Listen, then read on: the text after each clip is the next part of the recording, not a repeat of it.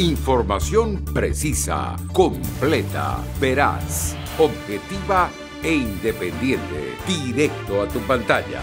Radio Caracas Radio presenta Voz de América.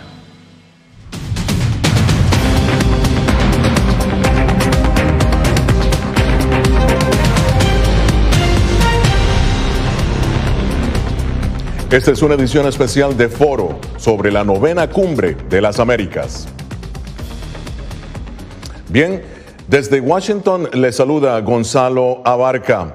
La Cumbre de las Américas se realiza en Los Ángeles y California y se hace con un marco de fondo de una pandemia que ha devastado la región, una economía debilitada y una democracia que aún no toma tracción en varios países, según organismos de derechos humanos y civiles. Pero, y esta es la gran pregunta, ¿es efectiva esta cumbre? ¿Cómo unificar políticas en una región que, en muchos casos, su común denominador es solo su geografía? Bien, para analizar esta 9ª Cumbre de las Américas me acompaña desde Los Ángeles la expresidenta de Costa Rica, doña Laura Chinchilla, y la vicepresidenta de Colombia, Marta Lucía Ramírez. Un placer tenerlas a ambas en Foro. Voy a empezar con usted, señora expresidenta Chinchilla. Bienvenida. ¿Qué tan efectiva cree usted es la Cumbre de las Américas para la democracia y el progreso de la región? Gonzalo, la cumbre ha venido de alguna manera perdiendo la relevancia que tuvo en su momento y creo que en esta ocasión llegamos a un punto bastante bajo. ¿Por qué razón? Porque se generó la sensación de que al menos un grupo de países no están interesados en que se resuelvan los graves problemas que tiene la región de manera colectiva. En segundo término, porque algunos parecieran seguir privilegiando aspectos de naturaleza ideológica más que la búsqueda de soluciones concretas a los graves problemas que tiene su población. Habiendo dicho esto, por supuesto que hubo mandatarios que han venido aprovechándose de estas circunstancias, buscando más cooperación, pero desde el punto de vista colectivo es una cumbre que dejó bastantes deudas. Muy bien. Y la señora vicepresidenta Ramírez, tenemos un pequeño problema en este momento con la conexión de la señora vicepresidenta, pero habla usted, señora expresidenta Chinchilla, de un grupo de países que no se presentó, entre ellos, fíjese usted, México y varios países de Centroamérica. Sin embargo, es posible hablar de inmigración efectiva, de un acuerdo al que ya se llegó, por cierto, con la exclusión de estos países, o al menos con la no participación de ellos. A eso me refiero, es decir, aquí han venido algunas negociaciones y algunas coordinaciones en paralelo que venían de antes, es decir, no necesitaban a la cumbre para eso, particularmente en el tema de migración, que es de alguna manera el tema más álgido desde el punto de vista de la política exterior de Estados Unidos. Pero la migración tiene causas de fondo y pareciera que esos países, los que más preocupan a Estados Unidos al día de hoy, a donde en principio habían más esfuerzos concentrados, como los que anunció la vicepresidenta Kamala Harris, no están muy interesados tampoco en ir más allá de las negociaciones que ya han venido teniendo de manera bilateral. Es muy desafortunado, ¿verdad?, saber que entre esos países están los países más pobres de la región y que de nuevo privilegiaron, por ejemplo, ponerse a la par de Nicaragua más que venir a poder afianzar la cooperación que requieren para poder atacar las causas de la migración. Hay varios analistas que aseguran que en vez de una cumbre hemisférica, que para ellos ya ha terminado su ciclo, es mejor realizar cumbres pequeñas regionales constantemente. ¿Comparte usted ese criterio? Igualmente, a mí me parece que el mundo se está orientando hacia un tipo de reuniones que son convocadas a partir de la urgencia que tienen ciertos problemas. Es el caso, digamos, de la Unión Europea, ¿no? No es que hay una cumbre, sino que simple y sencillamente se convoca sobre la marcha para resolver problemas álgidos para ese bloque de países. Algo similar va pasando con el G7, con el G20. Este tipo de cumbres a los que nos hemos acostumbrado en esta región, lo único que han hecho en el pasado es darles plataforma a muchos dirigentes para que le hablen a sus pueblos en un tono que a veces hasta resulta contraproducente. Hemos visto cumbres que han sido muy lamentables por los enfrentamientos que ahí mismo se han dado. Claro. Y se prestan para toda esta escenografía desagradable que tuvo lugar días previos de que si sí o que si no. De manera que si lo que queremos es poder incidir en la solución concreta de problemas, los mecanismos deben ser distintos. Bueno, damos ahora la bienvenida a la señora vicepresidenta de Colombia, Marta Lucía Ramírez. Vicepresidenta Ramírez, ¿cómo regresa Colombia precisamente luego de esta cumbre? ¿Sigue siendo, cree usted, relevante el encuentro o se diluyó más bien con la ausencia de varios presidentes de la región? Bienvenida. Buenos días, Gonzalo. Me encanta oír a la expresidenta Laura Chinchilla. Siempre ella es un referente, además de la democracia que todos queremos defender en este hemisferio. Yo creo que la cumbre tiene claroscuros, tiene cosas positivas porque se está poniendo de presente la necesidad de una agenda de desarrollo, una agenda hemisférica, una verdadera alianza por el progreso, como la había denominado el presidente Kennedy hace ya tantos años, en donde todos como iguales realmente tenemos que ver cómo podemos aportar al progreso de las Américas. Somos 1.000 millones de ciudadanos en este hemisferio, de tal manera que esa agenda me parece que es positiva. Lo que me parece negativo es que haya habido un espacio tan largo, muchos años, sin citar la cumbre para las Américas. Entonces, obviamente, los países del hemisferio sentimos que no estamos siendo convocados a un proyecto concreto que vaya a tener duración en el largo plazo. Y tenemos que evitar que vaya a suceder que esto sea simplemente un episodio.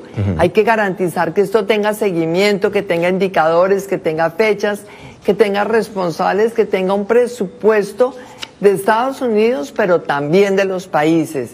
Que se le dé a las entidades multilaterales el mandato de asignar recursos de financiación, no con recursos concesionales. Acá nadie está pidiendo regalos ni ayudas, pero sí financiación de largo plazo para todo el desarrollo. De tal manera que yo creo que hay muchas cosas positivas en esta cumbre.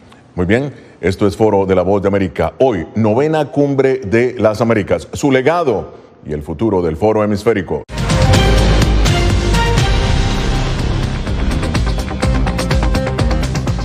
Continuamos en Foro de la Voz de América, la migración, uno de los temas que golpea precisamente la región. Y es precisamente, está con nosotros la expresidenta de Costa Rica, Laura Chinchilla, cuyo país es golpeada por la migración de nicaragüenses. Y también la vicepresidenta de Colombia, cuyo país es golpeada por la migración de venezolanos. Y bien, pero se ha llegado a un acuerdo, o más bien, según la Casa Blanca, sobre el tema de migración. El impacto de esta cumbre, escuchemos cómo lo resumió el presidente Joe Biden, anfitrión de este foro. Los Estados Unidos están preparados para trabajar en asociación con todos ustedes, gobiernos, instituciones, sociedad civil y los jóvenes líderes de mañana. Y les invito a mis compañeros jefes de Estado y jefes de gobierno de las Américas a que me acompañen en adoptar compromisos concretos hemisféricos para adelantar nuestros esfuerzos para construir un futuro más sostenible, resiliente y equitativo. Señora expresidenta Chinchilla, el presidente Biden hablando de un compromiso regional, de un acuerdo conjunto, su análisis. Volvemos al mismo tema, Gonzalo. Aquí falta un poco más de voluntad política. Falta un poco más de voluntad política para poder pensar en plataformas regionales. Lo pongo en estos términos. América Latina viene saliendo de la peor de sus crisis en los últimos 100 años y en momentos tan complejos como cuando América Latina llegó a tener 30% de las muertes del mundo por COVID, con tan solo 8% de la población, recibía apenas 7% de las vacunas del mecanismo COVAX, y fuimos incapaces de hablar con una sola voz para poder gestionar regionalmente las ayudas que necesitábamos. Lo mismo ha pasado en materia económica, es decir, no pareciera haber interés, por lo menos de parte de algunos gobernantes, de hacer planteamientos a escala regional. Las intenciones del presidente Biden son las mejores, pero me temo que América Latina misma no tiene mucho interés en que se le ayude, y eso también se refleja en una región que ha venido perdiendo cada vez más relevancia a nivel global. Ahora, señora vicepresidenta Ramírez, ¿cuál fue el compromiso que sobre la migración venezolana logró su país con Estados Unidos en esta cumbre? ¿Cómo contener al menos lo que las instituciones de derechos humanos llaman la peor crisis humanitaria del continente? Bueno, ustedes saben que Colombia tal vez es el único país que puede poner la cara en alto con orgullo y decir hemos sido el país más solidario, el más generoso, el más responsable, porque aquí tenemos que entender que el tema de la migración también implica un principio de corresponsabilidad. Si Colombia cerrara los ojos y dijera que todos sigan subiendo para Estados Unidos, pues acá habría por lo menos 2 millones de personas más.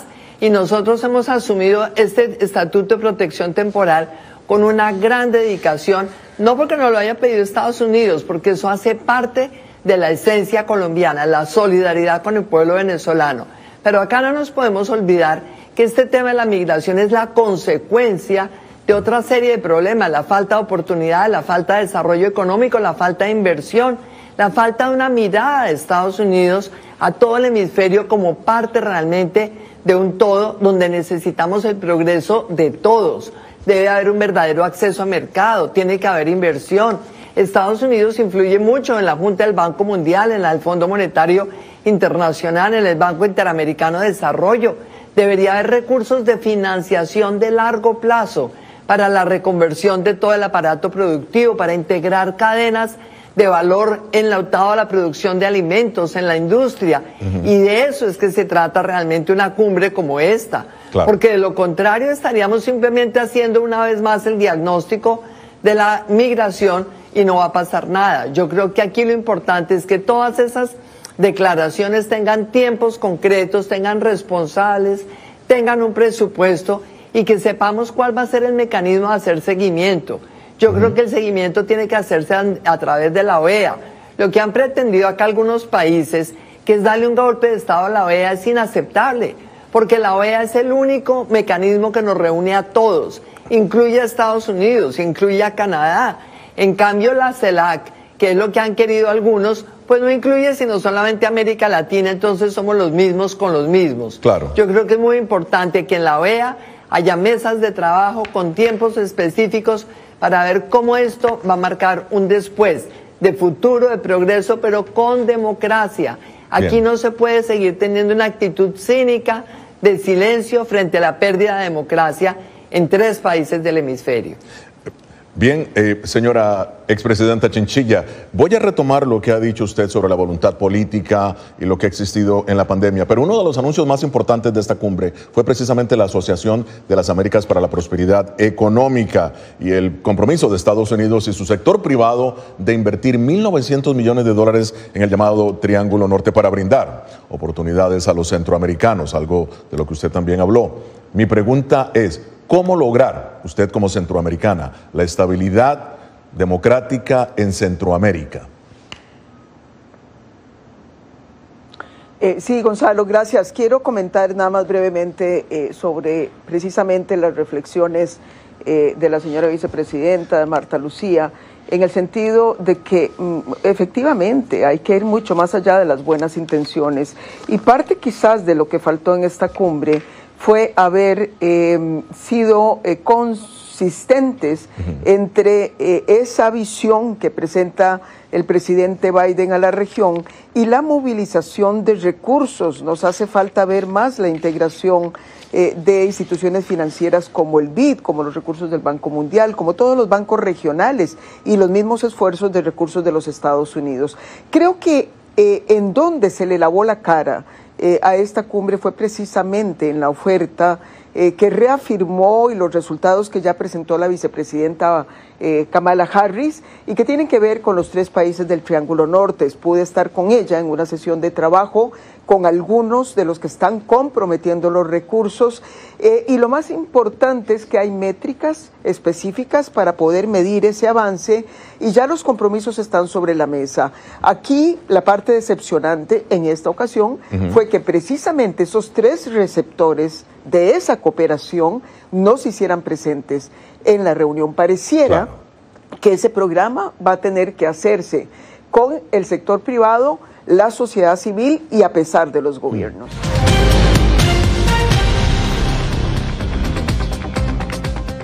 Continuamos en Foro de la Voz de América. Señora Vicepresidenta Ramírez, la pandemia ha devastado obviamente la región. Según la propia Casa Blanca, fíjese usted, 2,7 millones de personas han muerto aquí debido al COVID-19, en Latinoamérica más bien y el Caribe. Esta cumbre deja el llamado Plan de Acción de Salud y Resiliencia de las Américas, en donde Estados Unidos se compromete a trabajar con los países para prevenir, preparar y responder a los futuros desafíos. Su lectura sobre estos desafíos que se presentan a futuro y el plan del presidente Biden, rápidamente. No, yo creo que un plan de acción necesariamente tiene que involucrar recursos, presupuesto, pero también decisiones claras, por ejemplo, sobre cómo manejar todo este trabajo de los grupos de investigación, cómo convocar científicos de las Américas, porque no solamente los hay en Estados Unidos, también en algunos de nuestros países, tener una fuerza de tarea investigando sobre vacunas, sobre medicamentos, sobre procedimientos médicos preventivos, porque lo han dicho muchas personas, inclusive Bill Gates recientemente diciendo, vienen nuevas etapas mucho más duras de estas enfermedades masivas, que puede que no lleguen a ser pandemias, y para eso tenemos que trabajar juntos desde ya, para prevenir cualquier nueva afectación a la salud. Yo creo que este plan de acción todavía tiene que concretarse más. Y en cuanto al tema que decía ahora la expresidenta Chinchilla sobre Centroamérica, a mí me parece que es insuficiente que haya un paquete de inversión empresarial solamente para Guatemala, Honduras y Salvador. Es que estamos hablando de un hemisferio de 33 países en donde necesitan todos que haya acceso a una financiación de largo plazo y a inversión del sector privado. Claro. Aquí sí hay que repensar cómo darle un mensaje a los empresarios de Estados Unidos, todas estas corporaciones que se fueron al Asia durante 25, 30 años, que no le invirtieron a este hemisferio y que hoy tenemos que hacer algo concreto que estimule esa inversión en el resto de países para que haya empleos, porque la única manera de retener la migración es generando empleos. Claro, se nos está acabando el tiempo en este segmento, pero deseo preguntarle a la expresidenta Chinchilla, ¿cuál es su opinión sobre lo que nos ha dejado el COVID? El COVID ha sido una crisis absolutamente devastadora para América Latina.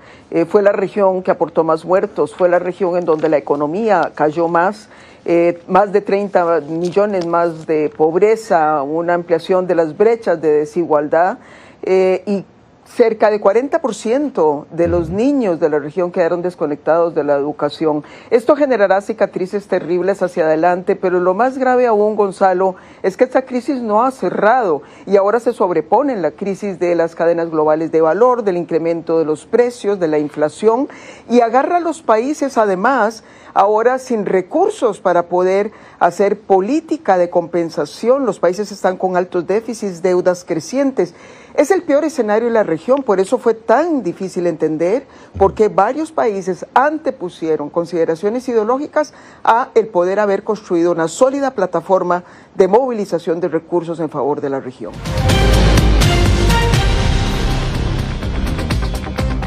Ya en la parte final de Foro, y lo vamos a dedicar a la presencia de China en Latinoamérica. El secretario de Estado adjunto del hemisferio occidental, Brian Nichols, dio declaraciones a La Voz de América sobre la presencia de China en la región. Veamos lo que dijo. Los Estados Unidos no dice que los demás países no deberían de tener relaciones comerciales con la República Popular de China, sino que deberían entrar en esas relaciones con los ojos abiertos. La oferta de la República Popular de China no siempre es lo que parece.